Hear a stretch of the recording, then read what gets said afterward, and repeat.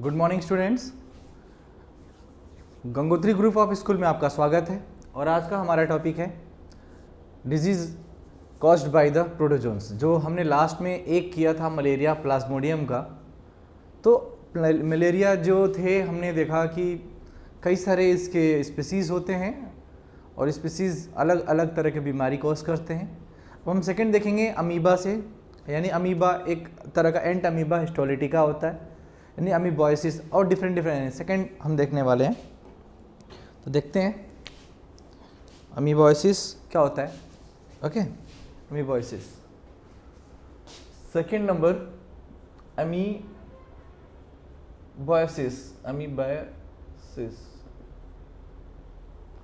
Amoebiasis जो होता है, इसको ऑल्सो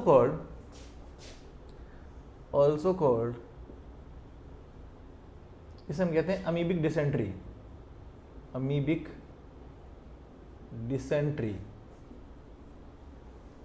ठीक है, अमीबॉइक जो अमीबायसिस होता है वो अमीबिक डिसेंट्री भी कहलाता है। और इसका जो कॉजेटिव ऑर्गेनिज्म है, जिसका कॉजेटिव ऑर्गेनिज्म या पैथोजन जो है वो कौन है? एंट अमीबा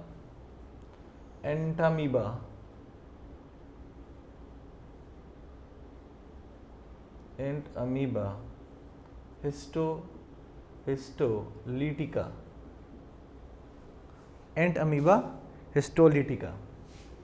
तो आपको ध्यान देना है, ये इसका जीनस है, ये इसका स्पीसीज है जिससे अमीबायसिस होती है, एक प्रोटोजोआ है, प्रोटोजोन से ध्यान रखना। नेक्स्ट, इसका ऑर्गन कौन सा अफेक्ट होता है? ऑर्गन अफेक्टेड जो कि लार्ज इंटेस्टाइन ऑफ मैन का लार्ज इंटेस्टाइन डैमेज होता है, खराब होता है, उस पर अफेक्ट डालते हैं, ये उसको डिस्टर्ब करते हैं, उसको ऑल्टर करते हैं। ओके, नेक्स्ट, इनका मोड ऑफ ट्रांसमिशन कैसा है? मोड ऑफ ट्रांसमिशन कैसा है इनका? मोड ऑफ ट्रांसमिशन कैसा है इनका, वो देखना है हमें। तो जो मोड ऑफ ट्रांसमिशन है, जैसे यहाँ पे देखें कॉजेटिव ऑर्गेनिज्म कहा, ऑर्गन अफेक्टेड कहा, मोड ऑफ ट्रांसमिशन देखेंगे हम अब। ठीक है, कैसे फैलता है ये? तो आप ये देख पाएंगे कि जो हाउस फ्लाई होती है, जो घरों में रहते हैं, house fly act as mechanical carrier. कैसे हैं? मैकेनिकल, कोई ऐसा नहीं कि मतलब मैकेनिकल कैरियर है, बस एक जगह से उड़ के दूसरे जगह जाते हैं। मैकेनिकल कैरियर टू ट्रांसमिट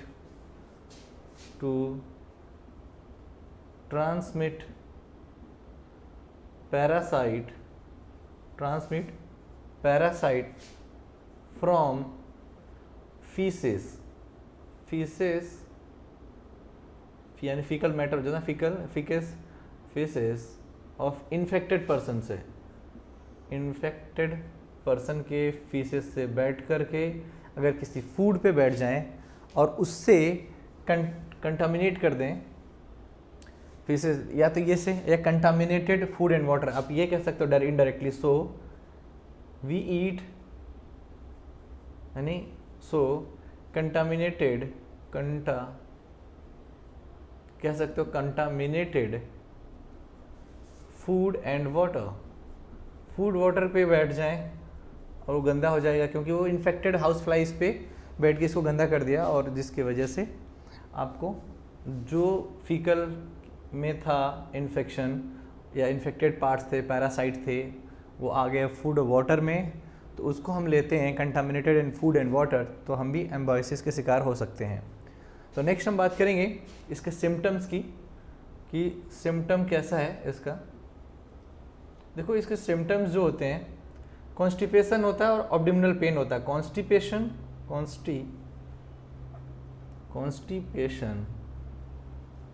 और एब्डोमिनल पेन होता है। कॉन्स्टिपेशन और एब्डोमिनल पेन एक्सेट्रा बहुत सारी चीज़ें होती हैं छोटी छोटी, बट ये दोनों मेन है। हम बात करेंगे इसके बाद, ठीक है, सेकंड के बाद थर्ड की, तो हम देख पाएंगे एस्करियासिस। एस्करियासिस, जो एस्करियासिस है,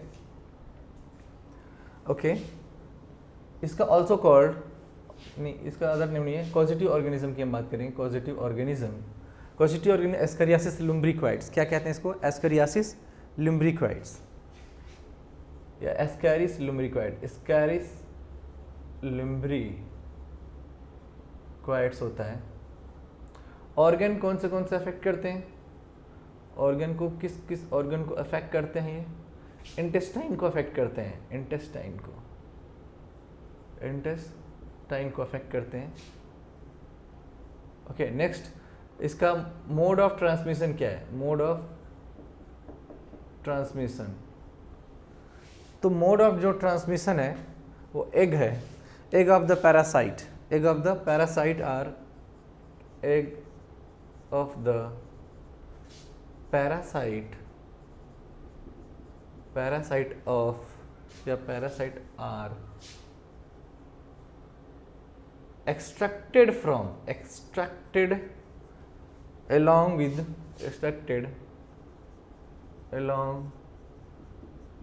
with feces,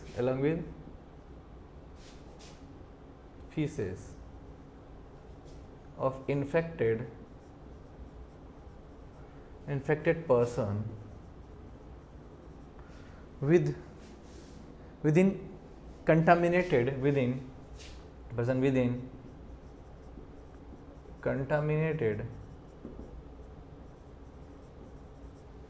egg of the parasite are extracted along with the feces of infected person within contaminated water, plant and soil, ठीक है। इनसे इनका जो सिम्टम है वो है इंटेस्टाइन ब्लीडिंग, इंटरनल ब्लीडिंग कह सकते हो, नॉट इंटेस्टाइन, इंटरनल ब्लीडिंग कह सकते हो आप। इंटरनल ब्लीडिंग होता है, फीवर होता है, एनीमिया हो जाता है। जब ब्लीडिंग होगा तो एनीमिया हो जाएगा। क्या हो जाएगा? एनीमिया, माइल्ड एनीमिया हो जाएगा, और उसके बाद से फीवर हो जाएगा, और blockage of intestine passage, blockage हो जाएगा, blockage of intestine passage, intestine का रास्ता ब्लॉक हो सकता है, इंटेस्टाइन पैसेज, यहाँ पर ना लिखे इंटेस्टाइन पैसेज। और लास्ट और थर्ड के बाद फोर्थ नंबर आ जाएगा फाइलेरियासिस। फाइलेरियासिस में जो कॉजेटिव ऑर्गेनिज्म है या पैथोजन कह सकते हो आप इसको, वो क्या है? वाउचेरिया बैनक्रॉफ्टी है, Wuchereria bancrofti, okay, Wuchereria bancrofti है। इसमें ऑर्गन जो अफेक्ट होते हैं, ऑर्गन अफेक्ट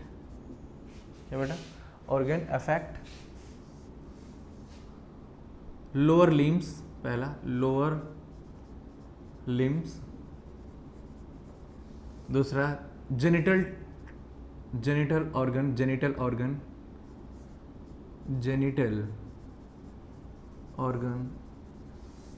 ऑर्गन खराब होता है, तो इससे एक ड्यू टू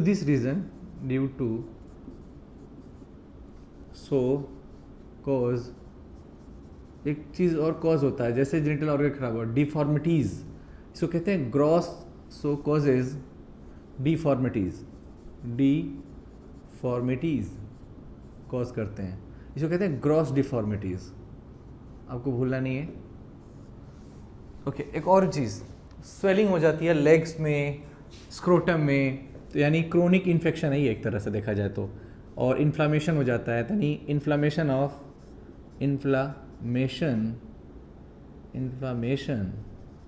इन ऑर्गन्स भी हो जाते हैं, और स्वेलिंग हो जाता है, स्वेलिंग इन लेग्स में, स्क्रोटम में।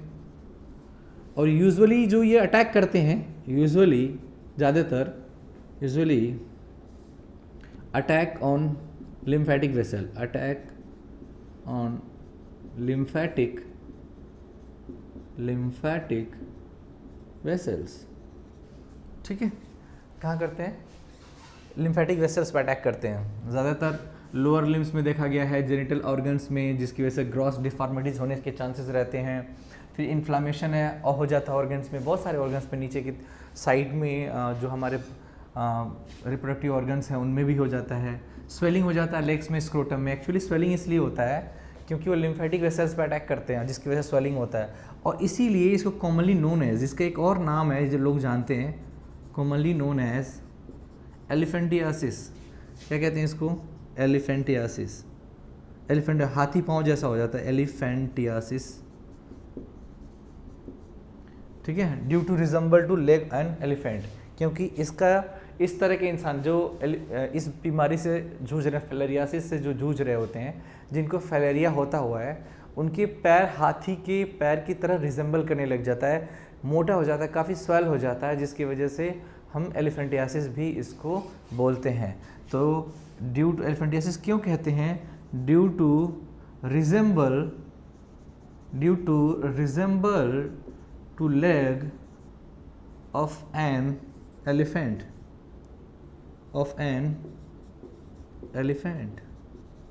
इसकी वजह से। तो हमने देखा प्रोटोजोन से जितने होने वाले डिजीज थे, पहला मलेरिया था, दूसरा अमीबायोसिस था, तीसरा एस्केरियासिस और चौथा फिलेरियासिस।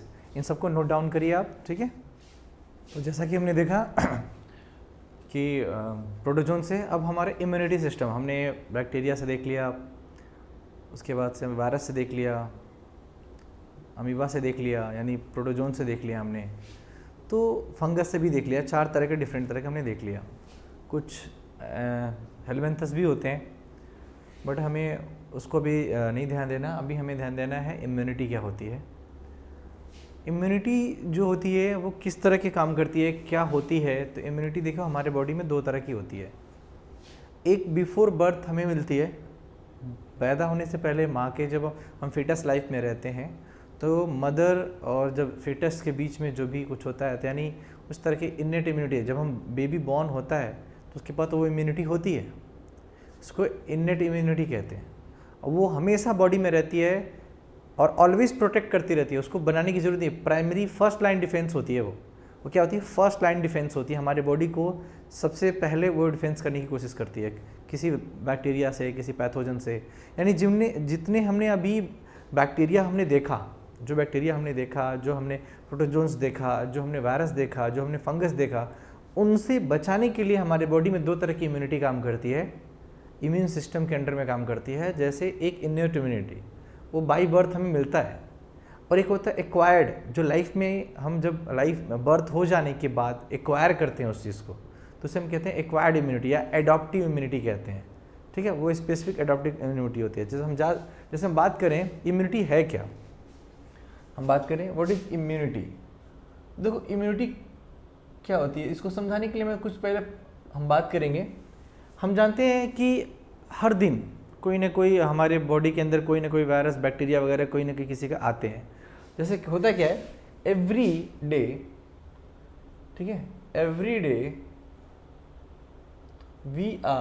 हम सब के पास वी आर एक्सपोज होते हैं, एक्सपोज्ड टू लार्ज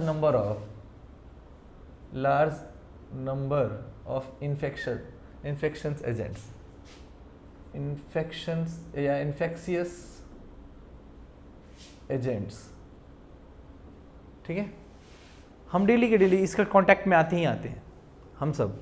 फिर होता क्या है, इसके कांटेक्ट में आने के बाद कि इसमें से सारे के सारे नहीं बीमार करेंगे मैं, कुछ इसमें से ओनली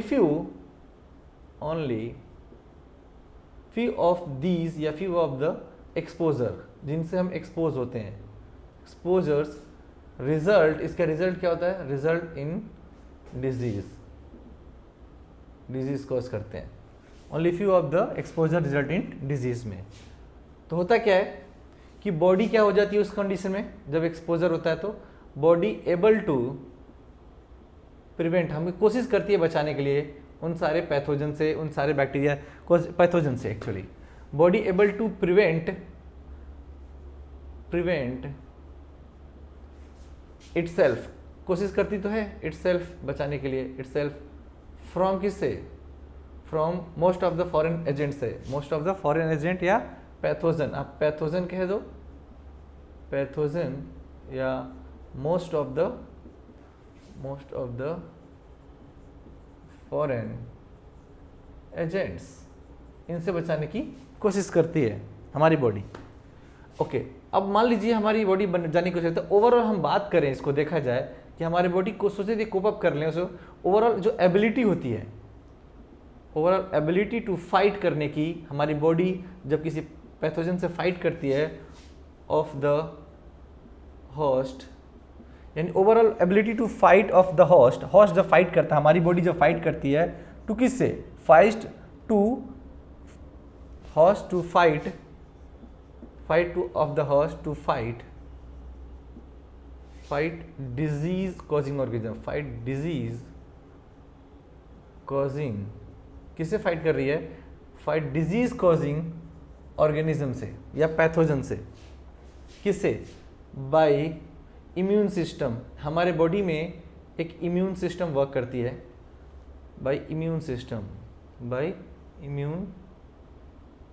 सिस्टम से उनसे लड़ने की कोशिश करें, इज कॉल्ड, उसी को हम इम्यूनिटी कहते हैं, उसी को हम क्या, इज कॉल्ड इम्यूनिटी। तो अब समझ में आ गया होगा कि इम्यूनिटी क्या है, व्हाट इज इम्यूनिटी। तो इम्यूनिटी जो है, जब हम डेली कांटेक्ट में आते हैं किसी न किसी पैथोजन से और हमारी बॉडी उसे एक्सपोजर करती है और उससे हम डिस्टर्ब ना हो, हमारी बॉडी उनके खिलाफ अगेंस्ट में वर्क करके हमें प्रिवेंट करती है, तो जिस सिस्टम से वो करती है उसको इम्यून सिस्टम करते हैं और इसी को हम इम्यूनिटी कहते हैं, ओके। अब हम बात करेंगे कि जो इम्यूनिटी होती है वो कितने टाइप की होती है। हम बात करेंगे इम्यूनिटी जो होती है, how many types of immunity. तो immunity there are two types, first innate immunity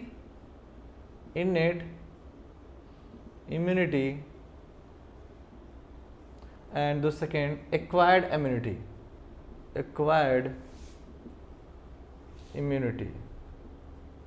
क्या होती है, एक्वायर्ड इम्यूनिटी होती है। अब हम बात करेंगे इन्नेट इम्यूनिटी है क्या। तो innate immunity, what is innate immunity,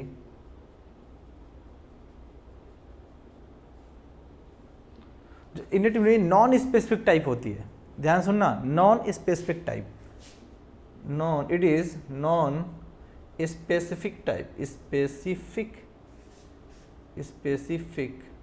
type, non specific type of defense present at the time of birth, जो हमें कहाँ कब मिलती है, टाइम ऑफ बर्थ मिल जाती है, डिफेंस करती है टाइम ऑफ बर्थ पे। और एक और चीज़ बहुत इंपॉर्टेंट है, ये जो टाइम ऑफ बर्थ आपको बता रहे हैं ये ऑलवेज अवेलेबल होता है, जो हमें बर्थ के समय मिल जाता है वो हमारे बॉडी में ऑलवेज अवेलेबल होता है किसी और से प्रोटेक्ट करने के, पैथोजन से प्रोटेक्ट करने के लिए। तो अगर हमारे बॉडी में कोई पैथोजन आता है तो ऑलवेज प्रोटेक्ट, क्या करता है, ऑलवेज प्रोटेक्ट किससे करता है, प्रोटेक्ट टू द पैथोजन से या फॉरेन पैथोजन से या फॉरेन पॉजिटिव ऑर्गेनिज्म से, okay. Protect from the positive organism, so called इसको क्या कहते हैं, first line defence first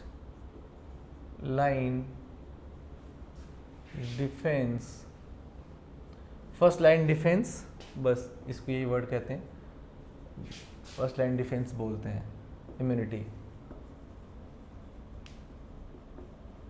okay, तो अगर हमारे बॉडी में जब बाई बर्थ हमें मिल गया है, तो अगर कोई भी उस समय हमें पैथोजन आके हम पे अटैक करेगा तो वो हमें बचाती है, तो फर्स्ट लाइन डिफेंस कहती है। अब हम बात करेंगे ये कैसे बनी होती है। जो इननेट इम्यूनिटी कंसिस्ट ऑफ बहुत सारे, consist of many, consist of various barrier, या हमें बचाती है प्रिवेंट फ्रॉम द, ठीक है, कंसिस्ट ऑफ वेरियस बैरियर। जैसे हम बात करें वेरियस बैरियर दैट प्रिवेंट, हमें बचाती है कैसे, दैट प्रिवेंट एंट्री, हमें एंट्री नहीं होने देती हमारे बॉडी में, entry of foreign agents into body, जब हमारे बॉडी में इंटर नहीं होने दे रही। Consist of various barriers that prevent entry of foreign agents into the body या इनटू आवर बॉडी। ओके, जैसे डिफरेंट टाइप्स ऑफ बैरियर कौन से हैं? Different types of barrier, first है फिजिकल बैरियर। देखो बेटा, फिजिकल जो बैरियर होता है ना, इसके बारे में हम डिटेल करेंगे नेक्स्ट क्लास में, लेकिन हम अभी बस टाइप बताएंगे। तो जो फिजिकल बैरियर जैसे स्किन है, तो म्यूकस लाइनिंग एपिथेलियम सेल्स में होती है, वो बाहर के किसी भी ऑर्गेनिजम्स को आने से बचाती है।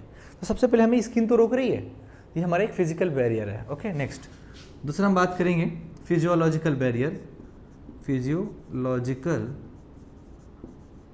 बैरियर, देखो फिजियोलॉजिकल बैरियर में क्या हो जाएगा, हम टेम्परेचर की भी बात करेंगे, हम लाइसोजाइम की भी बात करेंगे, टेम्परेचर की बात करेंगे, ठीक है।